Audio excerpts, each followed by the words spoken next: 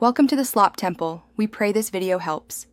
You start immediately by preparing both devices. Power the camera and phone, open settings, and enable the camera's sharing mode. Connect the camera to its Wi-Fi hotspot or switch to USB tethering if you prefer a wired transfer. This reduces delay and keeps files intact. Once connected, launch the companion app or the phone's file manager to see available images. You do this now to verify connectivity and permissions before transferring large files.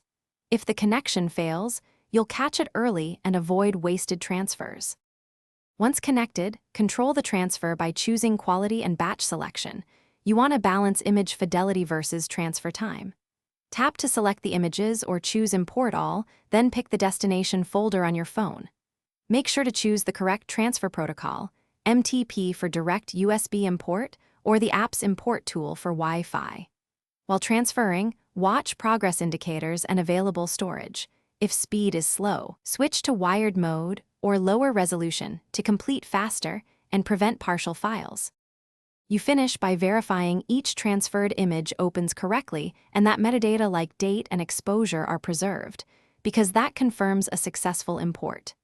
If anything goes wrong, first toggle the camera's Wi-Fi or USB mode, restart both devices, and repeat the transfer. Often a fresh session fixes handshake errors.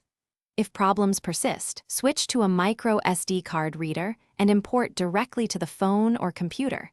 This bypasses wireless quirks and ensures you recover images reliably. Thanks for watching. Consider subscribing if we helped you.